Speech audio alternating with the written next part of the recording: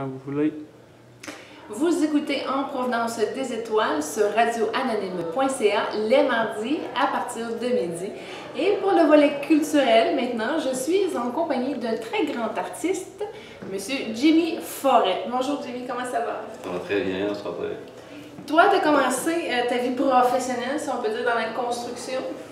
Ouais, j'ai eu une compagnie de construction pendant 10 ans, là, en pause de carrelage. Puis là, du jour au lendemain, tu as dit, tiens, non, on va faire d'autres choses de ma vie. Ouais, ben, je peignais déjà depuis 1994, là, à temps perdu un peu, là, puis je me suis consacré, ça fait 3 ans là, maintenant. Fait que tu as laissé ta compagnie de construction, puis tu as dit, je deviens artiste à temps plein. Absolument. Qu'est-ce qui nous amène à prendre une décision comme ça? Parce que c'est un croisé de chemin très, très important, là. Ouais, ben, il y a aussi le fait que j'avais comme coché tous les buts que je m'étais fixés au niveau construction. Là. Je voulais faire des vedettes, des maisons de vedettes, j'en avais fait. Je voulais faire des penthouses, j'en avais fait. Je voulais comme atteindre des sommets là, que je m'étais fixé là-dedans. Puis je veux dire, plus loin que ça, c'était aller travailler à l'étranger. Puis je voulais pas aller travailler comme carreleur à l'étranger. OK. Ouais. Puis ça a monté en moi. J'ai dit, je veux peindre. Puis je me suis mis à peindre. J'ai jamais arrêté depuis. On pourrait dire que ton art ressemble à quoi? C'est quel genre d'art? Mes inspirations, c'est sûr qu'il y a eu des grands maîtres. Puis je pense que j'ai eu la chance là, d'être élevé par une mère qui m'amenait dans toutes les activités culturelles gratuites. C'est pour ça d'ailleurs que je peins sur les tissus. J'ai été élevé dans les friperies. C'est pour ça que je me suis mis à peindre sur les tissus. Puis, fait que c'est sûr qu'Henri Matisse, Picasso, j'ai eu la chance de pouvoir jouir de leurs œuvres. Puis quand j'avais ma compagnie de construction, moi-même, j'ai encouragé des artistes. J'aime ça, acheter de l'art. C'est Picasso qui disait ça, que s'il avait pu acheter des œuvres, c'est pour ça qu'il s'est mis à peindre, parce qu'il voulait posséder beaucoup d'œuvres, puis il s'est mis à faire son corpus de cette façon-là.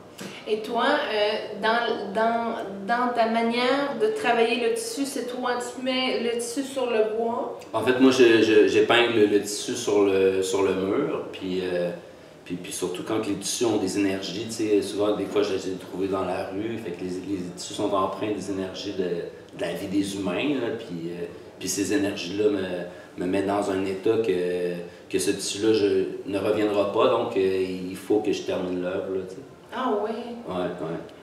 Pascal, je veux juste t'inviter à aller voir un petit peu les toiles qui sont sur le mur là, parce que tu as pris les draps de tes enfants. Ouais, celle-ci s'appelle All You Need. C'est un peu un clin d'œil aux Beatles, All You Need Is Love. Puis c'est un drap sur lequel mes fils, les deux plus jeunes, Étienne et Sacha, ont dormi. Puis je sais pas si c'est que moi qui le vois, mais il me semble que cette œuvre-là a une transcendance là, que peu de mes œuvres ont, là, parce que cet état d'énergie qui était dans ce tissu-là était très vibrant pour moi. C'est pour ça que soit je l'ai réussi, ces œuvres-là, quand l'impact vibratoire dans le tissu même est important pour moi. Est-ce que pour arriver à faire des toiles comme ça prend-tu des toiles blanches ou peux-tu prendre des draps de n'importe quelle couleur? Ben, de plus en plus, j'aime ça travailler avec des draps qui ont déjà des designs dedans, des appliqués. Comme celle-là, la tête pleine de fleurs, il y avait des petites fleurs jaunes sur un drap blanc. Puis, qu'est-ce qui est intéressant aussi, c'est que comme cette œuvre-là a donné naissance, on veut, à une série de 2 œuvres. Celle-là s'appelle La tête pleine de fleurs et l'autre, c'est Inner Beauty. Fait que je pense qu'éventuellement, pour les collectionneurs, ça va devenir des faits intéressants qu'il y a eu juste 2 œuvres sur ce tissu-là, puis que ça ne reviendra jamais. Ah, c'est ça.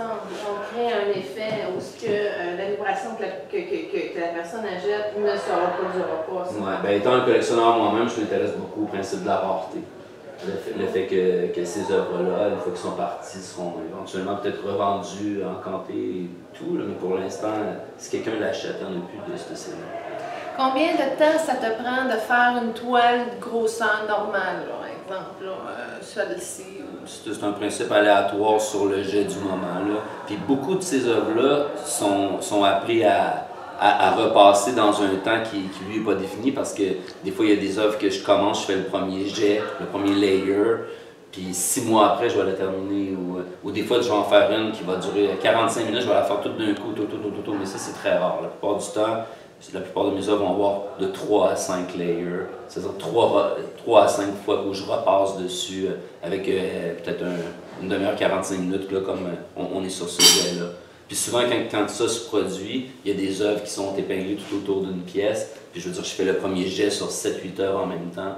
Puis après ça, ils vont être mis dans un effet aléatoire aussi. C'est pour ça que sur plusieurs tissus, si je le coupe, par exemple, un drap en 3 ou en 4, les œuvres qui vont être sur ces 4 œuvres de cette série-là sur tissu vont être elles aussi très différentes l'une des autres. OK. Ouais. Puis l'inspiration, elle vient de quoi? Vraiment, ce que la toile vibre et t'inspire? Ben, il y a comme un peu un refus de la page blanche, là, parce que moi, j'autorise pas une œuvre à pas m'inspirer, là, fait que je l'attaque comme un lion sauterait sur un zèbre. Ouais. OK. Puis à partir de ce moment-là, comment tu arrives à définir le prix d'une toile? Pourquoi ça, là, tu dis, bon, C'est mais en fonction de la beauté. Ouais. Ah ouais? Ouais. OK, fait qu'une toile pas belle, c'est moins cher. Ben, je veux dire, ça demeure toujours une question d'opinion. C'est pas à moi là, de dire laquelle de mes œuvres est la plus forte, mais il y a certaines œuvres que je suis pas prêt à laisser partir en bas de tel prix, puis je me gêne pas d'afficher ce prix-là. Pas vrai? Ouais. Puis ce prix-là, il est comme inspiré finalement. Ouais, c'est comme un feeling. Là. Moi, j'ai déjà connu le fait d'avoir de l'argent dans la vie, fait que je connais un peu la valeur des choses. Je sais c'est quoi économiser ou faire le choix d'acheter une chose plutôt qu'une autre. Puis moi, j'adore l'art, fait que c'est sûr que ça demeurera toujours une source d'investissement pour moi là, de placer mon argent dans l'art. Puis ton nom, dans le fond, il circule, mais c'est pas juste ici au niveau du Québec, là. C'est comme tes toiles sont appelées à voyager à New York. Puis c'est vraiment un artiste professionnel. Il y a une équipe autour de lui qui lui permet justement de pouvoir se réaliser à temps plein. Comment ça fonctionne chez un professionnel artisan? Ben, je pense que là, les choses se définissent petit à petit, là, mais il y a mon ami Daniel qui m'a aidé, m'a supporté les dernières années. Puis doucement, ben, des gens se greffent à ça. Je veux dire, c'est des principes favorables dans la vie que quand on est aidé, on t'aide, l'argent amène l'argent. Je veux dire, j'ai pas inventé les lois de l'attraction, je fais juste les utiliser. Là. Puis, mais je pense que aussi le commitment que j'ai mis sur mon travail les 3 dernières années font que les gens comprennent que je ne vais pas arrêter. Là, puis qu'éventuellement, tout ça prendra de la valeur. Tu sais. Puis, mais je pense que par amour, des gens m'aident de plus en plus. Là, des gens qui. J'ose espérer que les gens s'aideront de plus en plus. Mais en tout cas, ça s'entraide parce que cet été, tu as vendu une toile à Guy La Liberté. Non, j'ai pas vendu une toile à Guy Liberté, c'est un hommage que j'ai fait. Ah, tu as offert une toile? Je suis allé la porter dans un endroit là, que je savais qu'il la recevrait. Ah, c'est normal le fun. Ouais. Tu t'es fait un cadeau. Absolument, absolument. Wow, fait qu'il y a une de ces toiles dans le bureau de Guy La Liberté. Ah, on sait pas où pour l'instant. J'ai pas eu d'accusé réception de tout ça, mais je suis convaincu que l'œuvre lui plaît parce que c'est un chef-d'œuvre. Ouais, c'était comme le matin du week-end de la F1 où je suis débarqué au Ritz-Carlton avec l'œuvre Jean d'Action, j'étais convaincu qu'on ne me retournerait pas cette œuvre-là. J'étais convaincu que cette œuvre-là se défendrait d'elle-même et qu'on ne voudrait pas la perdre. Ah, c'est comme ça. C'est vraiment un sentiment qui te nourrit de l'intérieur. C'est une tout à fait. connexion. Je me sens comme propulsé à faire des actions des fois que je trouve pas raisonnables moi-même, mais quelqu'un dira vous t'as donné des œuvres, tu sais. Mais Andy Warhol a donné une œuvre au musée, puis ils ont refusé, ils ont envoyé une lettre comme de quoi qu'ils la voulaient pas, puis quelques années après, ils en ont acquis 168. Fait que l'histoire est pleine d'artistes comme ça qui ont fait des actions comme les miennes. J'ai pas inventé là, de jeter une roche à l'eau pour que ça fasse des ondes là, quand même, là, mais moi je crois à ces actions-là, puis c'est ce qui fait qu'aussi une œuvre a son histoire, puis l'artiste aussi, puis je veux dire, les couilles ont payé là, en général dans notre monde, tu sais, c'est. Qu'est-ce qui t'amène à dire, OK, cette toile-là est finie, j'y touche plus? Y a-t-il un sentiment quelconque qui est déclenché ou tu l'attaques justement? Ouais. Je te dirais qu'au cours des 3 dernières années, il y a un moment où souvent je passais tout droit, parce qu'il y a un moment où on passe tout droit là, sur un œuvre d'art. Puis je te dirais qu'est-ce qui est enrichissant dans l'assiduité, en anglais ils disent wax on, wax off, là, de lustrer, frotter, polisser votre ouvrage, repolisser-le sans cesse. Mais ce fait de travailler beaucoup avec une conviction fait qu'on passe tout droit moins souvent. Fait que moi je trouve que si on verrait ça comme mettons quelqu'un qui joue au baseball, ma moyenne au bâton s'améliore plus je travaille. T'sais. Puis le moment que c'est fini, c'est le moment que je décide de la signer. Là. Ah oui? Ouais, je sais que mon nom c'est terminé. Est-ce que tu y vas vraiment dans un ensemble de créativité individuelle ou au contraire, tu es en association avec des guides, une sorte d'énergie qui va t'apporter peut-être de l'eau au moulin par rapport à leur expérience, leur sagesse? Es-tu connecté quand tu fais Je pense avoir beaucoup d'aide dans les visibles, si c'est ta question. Oui, mettons aussi, oui. Ouais, j'ai lu L'Alchimiste, puis je pense avoir été aidé par Melchizedek là, à quelques reprises. Je pense que à des moments où j'étais pour laisser tomber, il arrivait quelque chose qui faisait que je me remette au travail. Hein? Il y a des nuits où je peignais, puis j'avais plus de peinture, puis je sortais de chez moi, puis il y avait des galons de peinture enlignés là, sur la rue où je marchais. Là, puis j'arrivais à mon dernier tissu, je sortais de chez moi, puis il y avait un drap ou un rideau, à des moments où les gens déménagent pas là, à Montréal. Là, fait que non, je pense qu'on a semé ma route là, pour pas que je lâche. Là. Ah, c'est super, parce que tu es quand même papa de plusieurs enfants aussi. Ouais, j'ai 3 garçons. Merlin a 15 ans, Étienne 7 ans et Sacha 6 ans. Comment tu arrives, parce qu'un artiste, ça ne travaille pas 40 heures semaine, j'imagine. C'est quoi ton horaire? Ça ressemble à quoi une semaine d'un artiste à temps plein? Ben pour l'instant, mes fils, je les ai le mercredi soir puis le vendredi soir. Fait que c'est pas tant que ça. J'aimerais ça faire plus, mais il y a aussi le fait que je suis pas tellement organisé là, au niveau personnel. Les affaires tentent à s'améliorer, mais je veux dire, on refait pas là, la roue non plus. J'ai mes forces puis j'ai mes faiblesses. Non, mais dans le sens, est-ce que tu crées plus la nuit? Ou ouais, j'ai tendance à être nocturne plus que diurne. Ouais. Je fais beaucoup d'efforts pour essayer de commencer à vivre de plus en plus de jours, là, mais on est des influences lunaires, là, puis souvent là, j'ai des transes la nuit, puis je peigne. Qu'est-ce que tu veux? Oui. Ouais. Est-ce que ça reflète tes émotions du jour ou c'est pas la même chose? Ben ça, c'est plus les gens qui le disent plus que moi, là, parce que moi, je veux dire, je peins avec les couleurs que j'ai, puis l'intensité de... Je veux dire, je mélange pas encore beaucoup les couleurs, c'est peut-être quelque chose que je ferai plus dans le futur, mais pour l'instant, j'avais pas l'appel de blender les couleurs tant que ça. Là, dernièrement, j'ai eu des moyens d'avoir des bons tubes d'huile, puis j'ai plus trippé à choisir moi-même des couleurs. Il y a beaucoup, à un moment donné, aussi le fait de l'apport du matériau, parce que moi, j'aime travailler avec des matériaux nobles. C'est sûr que l'huile va mieux vieillir que l'acrylique. Certains diront qu'il y a des acryliques de top qualité, mais moi, je crois beaucoup en l'huile. Les maîtres peignent à l'huile, puis je pense que c'est important que je continue à travailler ce médium-là. On appelle ça un vernissage, ta soirée d'exposition, mais tes toiles, vu qu'elles sont sur du tissu, ne sont pas nécessairement vernies. Non, c'est ça, c'est la tradition qui vernissait les œuvres là, dans le temps, c'est pour ça qu'ils appellent ça un vernissage, mais moi j'aime ça que l'huile soit attachée en intratissulaire dans les fibres de ces tissus-là, puis je suis pas inquiet qu'il n'y aura pas de poussière à terre là, de ma peinture dans quelques années. Là. Non, mes œuvres vont témoigner longtemps. Jimmy, tu as quelque chose dans tes mains, je ne sais pas si tu peux le montrer, c'est une grosse clé très très pesante, on dirait même que... Ouais, ça s'appelle la clé de l'intention, c'est un projet que j'ai créé il y a quelques années. Je m'interrogeais sur la façon de mettre la loi de l'attraction, que les gens puissent la porter sur eux. Puis pour ça, c'est un autre objet pour lequel j'ai été guidé. Je me disais, qu'est-ce que je pourrais faire pour émouvoir le cœur des hommes et des femmes? Puis on m'a dit, fais leur faire des souhaits. T'sais. Fait que là, j'ai dit, comment on fait ça, faire des souhaits? Puis, ça s'ouvre! Puis là, on m'a dit, ça doit être précieux. Fait que j'ai dit, qu'est-ce qui est précieux? Puis là, ça a dit, on veut jamais perdre ses clés. T'sais. Fait que les gens peuvent faire des intentions, un but à court terme, un but à moyen terme, un but à long terme. OK, fait que chaque petit ruban comme ça a une intention, c'est comme un objectif précis. Exactement. Qu'on se met. C'est ça, on peut voir ça comme une intention ou comme un souhait, là, je dirais. C'est bien fait à l'intérieur. Ouais. Wow. Ouais. Fait que là, tu as créé cette clé-là. Ouais. Puis les êtres humains aiment beaucoup les rituels, fait que c'est un objet qui est rituel. Les gens s'assoient, prennent un crayon. Tu sais, dans la Bible, c'est écrit « Il est la foi d'un grain de sénévé, vous déplacerez les montagnes ». Ben, moi, je pense que la pointe d'un crayon, à partir du moment qu'on écrit quelque chose, ben, ça devient... ça part de l'invisible, en fait, au visible. Puis la vie se met en branche. Là, tu sais, en anglais, ils disent « The universe gonna get out your way ».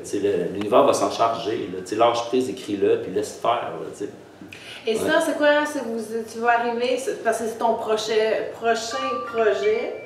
Ouais. C'est quoi? Tu vas fabriquer des clés comme ça? Oui, l'idée, c'est de mettre la clé dans un livre, que les gens ouvrent le livre. Il va y avoir un petit handbook qui va venir avec ça, comme d'une 30aine de pages, là, qui va être le manifeste de la clé de l'intention, qui dit pourquoi, d'où je viens, moi, pour avoir Parce que, je veux dire, il y a eu des années d'un sentiment quand même d'imposteur là, qui suis-je moi pour faire cette clé-là là, qui ouvre toutes les portes, puis qui, fait que c'est... Mais je veux dire, la vie a démontré là, que quand on est choisi. Là. Fait que moi, je me suis mis au travail. La vie a mis les gens et les événements pour m'aider. Je veux dire, j'ai rencontré un ami dernièrement qui avait le talent qu'il fallait pour la concevoir, c'est-à-dire la sculpter, la faire. Là. Il dit, Colin, moi j'étais machiniste 15 ans de temps. J'étais comme pas, je savais pas pourquoi que je faisais ça. Puis là, il dit comme, je me retrouve là, en synchronicité dans ce projet-là, qui manifestement ira loin parce que j'y crois. Là, ouais. J'ai coché pas mal tous mes objectifs dans le passé. Oui? Ouais. C'est un carreau, là, j'ai pas mal mis tout le temps le crochet dedans.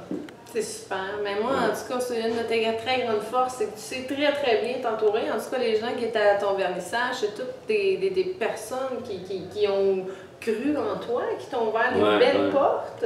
Ouais, c'est intéressant aussi parce que je peins sur des tissus, ça unit le fashion, la mode, ça unit le recyclage. Les artistes avant moi ont témoigné de leur époque, puis je pense que moi je suis bien placé pour parler de la mienne en ce moment. Oui, c'est comme une nouvelle génération d'artistes finalement, avec un style non défini, parce qu'on n'a pas dit bah ça c'est un style contemporain ou peu importe, qui n'a pas été étiqueté encore. Non, je sais pas. Mais j'aime ça être imprévisible, j'aime ça me promener d'un style à l'autre, puis vous avez pas vu toutes mes recettes ce soir. Là. Non, toutes les toiles qui sont ici, c'est pas toutes tes recettes? Non, ben je pense qu'il y a d'autres choses qui s'en viennent. J'ai un esprit, Einstein parlait du flow experimentation. Moi, je vis ça sur une base quotidienne. Ah oui? Ouais. Comment tu le vis? Ben, c'est comme des flashs créateurs. Là. Ça peut être en me brossant les dents. Il y a plusieurs hommes d'affaires qui parlent de ça, que les idées leur arrivent à des moments aléatoires dans leur journée. Là, Puis ce que je peux dire, c'est que de plus en plus, on prend de la maturité, je pense, créatrice jusqu'à un certain point, puis mes idées sont de plus en plus comme palpables, puis je perds pas du temps sur des idées qui mènent nulle part. Là, je pense qu'on prend une maturité dans la création à un moment donné, puis le subconscient est quelque chose qui est difficilement indéfinissable, mais quand on communique avec cette énergie-là, on devient comme on développe une relation d'amitié un peu, puis les choses se font plus facilement, puis il y a de l'huile d'inguire, là, comme je pourrais dire. Et finalement, un artiste est aussi un homme d'affaires, parce que tu peux pas réussir à vivre de ton art si tu n'as pas la semence du gars d'affaires qui est là pour justement mettre de l'eau au moulin. Ouais, j'ai pas l'intention d'avoir des problèmes financiers dans le futur, ouais. Puis c'est pas facile d'être artiste, là. Il y a beaucoup de... Premièrement, de te démarquer, mais d'avoir le système qui te fournit un volume, que ce soit une demande, que ce soit justement... Il faut que ça circule de l'art, c'est comme rien. Ouais. Il n'y a pas grand monde qui aurait pensé qu'un poseur de tuiles pouvait gagner $250 000 par année non plus. Oui, j'avoue que ça fait partie du défi. C'est remarquable, effectivement. Ouais. Beaucoup de motivateurs parlent de la loi des 80-20, puis c'est une question de mindset. Là. Je pense que j'ai le mindset qu'il faut. Tu as vraiment été chercher des leaders comme ça, des philosophies de pensée pour craquer une relation constructive. Ouais. Quand j'avais rien à manger, je me tapais un séminaire de succès. Oui? Ouais. Puis j'avais plus faim après. Je me mettais à travailler. Qu'est-ce qui arrive dans ce moment-là où quand tu vois que tu n'as plus rien comme ça, ton séminaire, il te sort, il te donne une drive, mais c'est quand même... C'est qu'on entend parler de la vie de gens, d'hommes et de femmes qui ont passé par ce que moi je passe en ce moment, puis qui n'ont pas lâché, puis qui ont fait ce qu'il y avait à faire. Puis qui ont réussi, presque systématiquement. Je veux dire, c'est sûr que là, je lis l'histoire de ces gens-là, fait que je suis comme focusé aussi dans ce qui se passe dans leur vie ou ce qui a été leur vie, puis... Mais je veux dire, moi, je choisis de m'inspirer de ça plutôt que... je ne lis pas les journaux, je n'écoute pas la télé, je n'écoute pas la radio. Alors, je suis immergé de mon projet. Là, ça peut faire... je peux avoir l'air un peu antisocial jusqu'à une certaine limite. Comme moi, j'ai pas entretenu beaucoup de correspondance avec mes amis les dernières années parce que c'était tough. Puis ça me tentait pas de raconter à mes amis que ma vie était tough. Je vais le raconter quand ma vie va bien. Ouais. Moi, je suis pas le genre de gars qui appelle chez vous pour te livrer une patate chaude. Là. Je t'appelle chez vous quand j'ai envie de te dire que je t'aime. C'est comme ça que je suis. Jimmy, si tu regardes un petit peu ton don de vision, là, si tu regardes dans le futur, c'est quoi le dessin que tu as fait pour toi? Moi, j'aimerais ça être encanté à la maison Christie's. Là. Je me vois avec 2 larmes qui coulent sur mes joues, là, puis je vois les panneaux qui lèvent, là, puis je me sens chez nous à cet endroit-là. Oui? Ouais. Oui, mais ça, c'est une réalisation à moyen terme. Ouais. Ouais. Mais au-delà de ça, tu penses qu'à un moment donné... Ah, ben, je veux dire, j'aimerais ça, faire de la voile avec des chandails de laine avec mes fils, puis je veux dire, tout mon futur, je le dessine à chaque jour, là. Je me vois manger des mets préparés par des grands chefs, parce que dans les années, j'ai appris à faire de la bonne soupe, là, tu sais, mais je ne perds pas de temps à nourrir ce qui me dérange. Moi, je travaille à ce que je veux. Puis c'est quoi tu veux?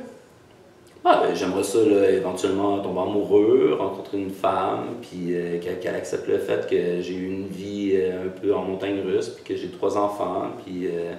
mais je suis pas un genre de grand Il y a une ennuyant. blonde qui s'en vient. Ouais. Une blonde, cheveux blonds. Ouais. Ouais, je l'attends. Ouais, je suis Pas prêt. loin. Ouais. Moi, je crois au mariage, je veux me remarier, puis je veux être heureux, puis je veux dire, tu sais, la potentialité, là, on appelle ça de l'argent, là, mais moi, je veux faire plein de bien autour de moi, là. Je veux dire, à l'intérieur de moi, je suis déjà un mécène pour d'autres personnes, là, tu sais. Ouais, t'as-tu un message à leur livrer, justement, à ces gens-là? Bientôt, je vais avoir de l'argent pour vous aider.